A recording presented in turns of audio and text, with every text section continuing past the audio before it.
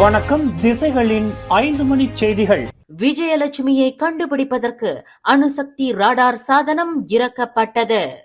Kuala Lumpur மஸ்ஜித் இந்தியாவில் கடந்த வாரம் வெள்ளிக்கிழமை காலையில் நடைபாதை பாதாள குழியில் விழுந்து காணாமல் போன ஓர் இந்திய பிரஜையான 48 வயது விஜயலட்சுமியை கண்டுபிடிப்பதற்கு அணுசக்தி ராடார் சாதனம் இன்று இறக்கப்பட்டது.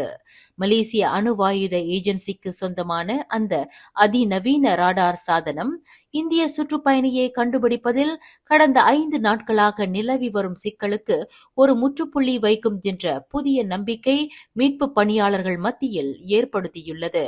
இந்த சிறப்பு ராடார் சாதனம் தேடுதல் நடவடிக்கைக்கு பயன்படுத்தக்கூடியதாகும். தரையில் ஊடுருவக்கூடிய இந்த ராடார் சாதனம் பாதாள சாக்கடைக்குள் அடைந்து கொண்டுள்ள பொருளை மேற்பரப்பில் இருந்து துல்லியமாக கணினி திரையில் காட்டக்கூடியது என்று நம்பப்படுகிறது.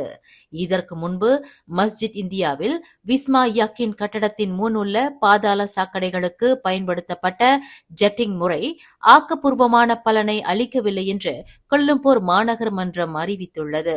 இதனைத் தொடர்ந்து மலேசிய அணுசக்தி ஏஜென்சியிடம் இருந்து அந்த சிறப்பு ராடார் சாதனம் இறக்கப்பட்டுள்ளது.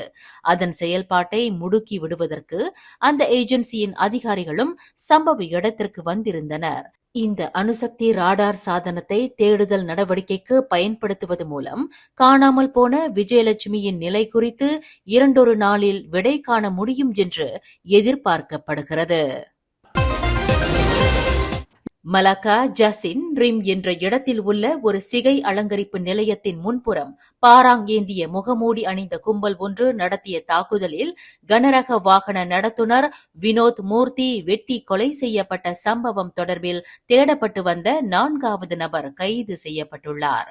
கடந்த ஞாயிற்றுக்கிழமை இரவு 9 மணியளவில் ஜசின் தமான் ரிம் பத்துவில் உள்ள ஒரு சிகை அலங்கரிப்பு நிலையம் முன்புறம் தொடங்கி ஜசின் மருத்துவமனை வரை நீடித்த இந்த தாக்குதல் சம்பவம் தொடர்பாக போலீசார் மேற்கொண்ட தேடுதல் வேட்டையில் 4வது சந்தேக பேர்வழி பிடிபட்டுள்ளார்.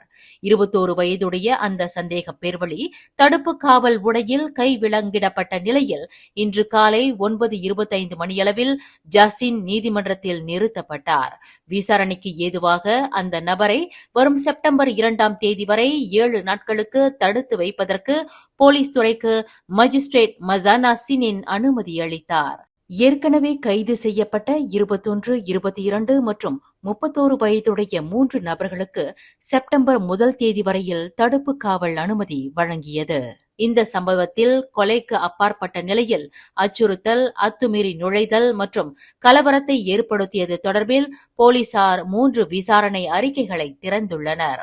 இதில் கடுமையான வெட்டுக்காயங்களுக்கு ஆளாகிய மலாக்கா ஜசின் ரிம் தமான் மஸ்ரா ரீமை சேர்ந்த 24 வயது வினோத் மூர்த்தி என்பவர் ஜசின் மருத்துவமனையில் சேர்க்கப்பட்ட 1 மணி நேரத்தில் உயிரிழந்தார். ஜசின் மருத்துவமனையில் பெரும் பரபரப்பை ஏற்படுத்திய இந்த தாக்குதல் சம்பவம் தொடர்பில் மேலும் சில நபர்களை போலீசார் தேடி வருவதாக ஜசின் மாவட்ட போலீஸ் தலைவர் சுப்ரிதண்டன் அமன் ஜமீல் ரட்சி தெரிவித்தார். நடைபாதை பாதாள குழியில் விழுந்து காணாமல் போன ஓர் இந்திய பிரஜையான 48 வயது விஜயலட்சுமியின் புகைப்படம் என்று கூறிக்கொண்டு சமூக வலைதளங்களில் மாறுபட்ட புகைப்படங்களை சில தரப்பினர் பதிவேற்றம் செய்து வந்தது பல்வேறு குழப்பங்களை ஏற்படுத்தி வந்தது. எனினும் இச்சம்பவத்தில் காணாமல் போன தனது தாயார் விஜயலட்சுமியின் இளமை தோற்றமிக்க புகைப்படத்தை அவரின் 20 வயது மகன் சூர்யா இன்று உறுதி செய்துள்ளார். இதுதான் தமது தாயாரின் உண்மையான புகைப்படம் என்று கூறி செய்தியாளர்களிடம் சூர்யா மறு உறுதி செய்துள்ளார். முன்னாள் பிரதமரும் பரிகாத்தா நேஷனல் தலைவருமான தான் ஸ்ரீ முஹிதீன் யாசினுக்கு எதிராக தேச நிந்தனை குற்றச்சாட்டை கொண்டு வருவதில் போலீஸ் படை அவசரம் காட்டியதாக கூறியிருக்கும் பர்சாத்து கட்சியின் கூற்றை போலீஸ் படை தலைவர் தான் ஸ்ரீ ரசருடின் உசேன் வன்மையாக மறுத்தார். நுங்கிரி சட்டமன்ற இடைத்தேர்தலின் போது சர்ச்சைக்குரிய கருத்தை வெளியிட்டதாக கூறப்படும் பர்சாத்து கட்சியின் தலைவருமான முஹிதீனுக்கு எதிராக மேற்கொள்ளப்பட்ட விசாரணை மற்றும் பதிவு செய்யப்பட்ட வாக்குமூலம் ஆகியவற்றை அடிப்படையாக கொண்டு உரிய காலகட்டத்திற்குள் இந்த விசாரணை முடிக்கப்பட்டுள்ளதாக ஐஜிபி குறிப்பிட்டார். ஒரு விசாரணை அறிக்கை திறக்கப்பட்டதும் 7 நாட்களுக்குள் விசாரணை முடிக்கப்பட்டுவிட வேண்டும் என்று பொதுவாக நிர்ணயிக்கப்பட்டுள்ள காலக்கெடுவாகும். அந்த வகையில் விசாரணை அறிக்கை தயாரிக்கப்பட்டு சட்டத்துறை அலுவலகம் அந்த வழக்கை தொடர்வதற்கு அனுமதி வழங்கினால் மட்டுமே அடுத்த கட்ட நடவடிக்கை எடுக்கப்படும். இதுபோன்ற விவகாரங்களில் நாங்கள் மெத்தன போக்குடன் செயல்பட்டால் நாங்கள் திறமையற்றவர்கள் என்று கூட மக்கள் குற்றம் சாட்டக்கூடும் என்று ஐஜிபி விளக்கினார்.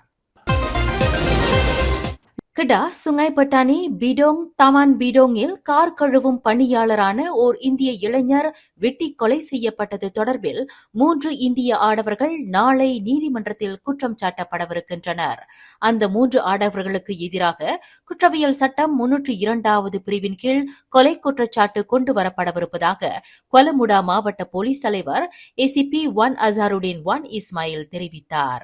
கடந்த ஆகஸ்ட் 15ஆம் தேதி அதிகாலை 2:30 மணியளவில் நிகழ்ந்த இந்த தாக்குதல் சம்பவத்தில் கார் கழுவும் பணியாளரான 28 வயது நரேந்திரன் சுப்பிரமணியம் என்பவர் வெட்டி கொலை செய்யப்பட்டார். அதேவேளையில் மற்றொரு நபரான பாதுகாவலர் ஒருவர் கடுமையான காயங்களுக்கு ஆளாகி சுல்தான் அப்துல் ஹலீம் மருத்துவமனையின் அவசர பிரிவில் சேர்க்கப்பட்டார். இந்த தாக்குதல் சம்பவம் தொடர்பில் மொத்தம் 9 ஆடவர்கள் கைது செய்யப்பட்டதாக ஏசிபி 1 அசாருடீன் குறிப்பிட்டார்.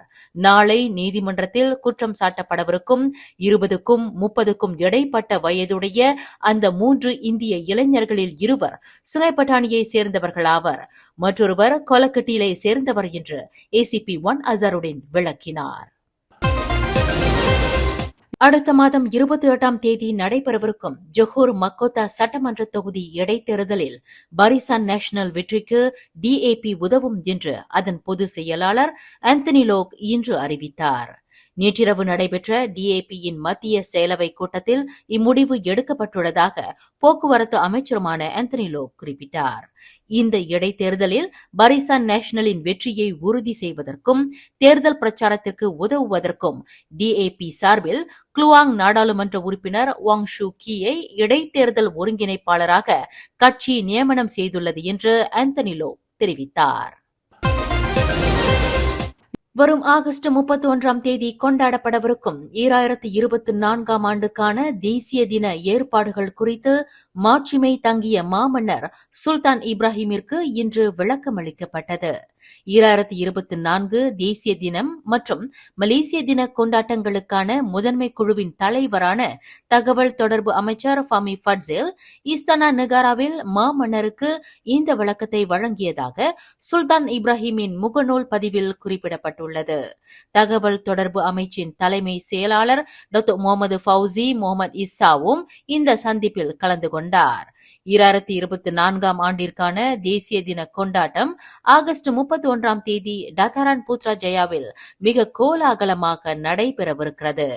மேலும் செய்திகளை தெரிந்து கொள்ள கீழே இருக்கும் பெல் பட்டனை அழுத்துங்கள். உங்கள் மகிழ்ச்சியை வெளிப்படுத்த லைக் மற்றும் ஷேர் செய்யுங்கள். தொடர்ந்து திசைகளோடு இணைந்திருக்க சப்ஸ்கிரைப் செய்யுங்கள்.